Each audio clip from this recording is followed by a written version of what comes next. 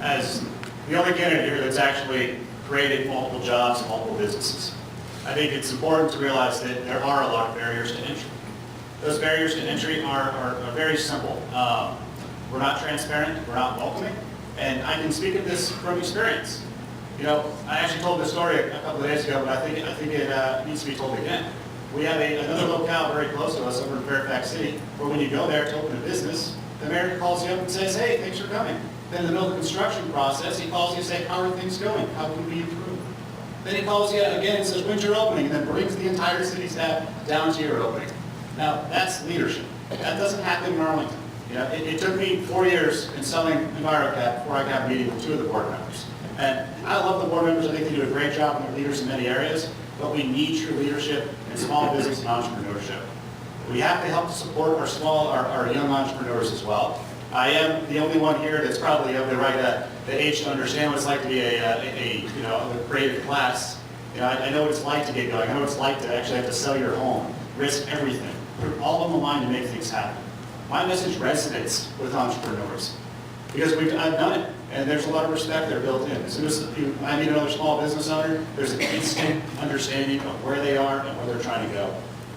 I really think that the skill sets on the board are wonderful, but you need me in order to make this economic development plan actually work. Thank you, Court. Alan? Sure. And I think it's a great question, and actually Court isn't the only one in this room who's started a business or at this table who started a business. My wife and I started an energy audit business a couple of years ago, got certified as a home energy auditor because I wanted to put private sector experience to work battling climate change, trying to make our world better through other means. So I applaud his success. He's been very successful here in Arlington.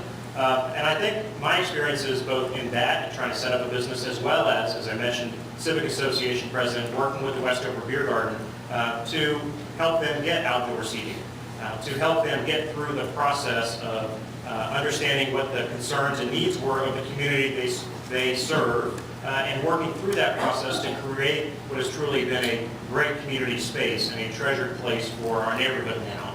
And that's an experience that I think I can bring to the board around how do we reduce some of the roadblocks, how do we make sure that people get the right answer the first time they call, how do they get the same answer the second time they call.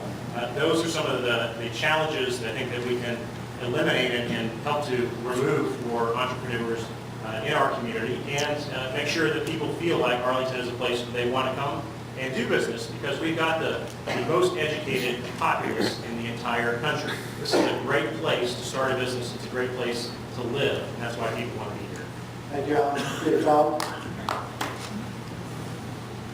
Currently, the Commissioner of the Revenue's Office in Monroe basically has some of her deputies and staff take small business owners through the county courthouse to collect their permits and get information, and basically handholds them through. And she does that as a service to small businesses, because those are her constituents.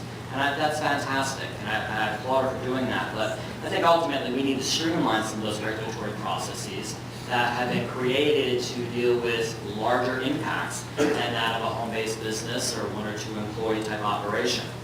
Now, we need to definitely bring small businesses more into the commissions and into the community network, the business improvement districts and the networking groups and what have you, so that they can share ideas and help sponsor and get things. But I would like to see us create a new county, I'll call it a team or a department that is probably a combination of staff from different divisions, including the permitting office, for example, and economic development. And along with volunteers in the community, successful entrepreneurs, yourselves in the room, for example, and basically help to mentor and provide that guidance for these folks to basically help be successful with their business. Because my tax practice is out in Fairfax, and I'll tell you, I've seen businesses do really well and I've seen them fail. And it's not necessarily for lack of trying or having a dream, it's access to capital, and it's knowing how to do something beyond just what your passion and dream is. You need help. Thank you. At a program update, we did get a small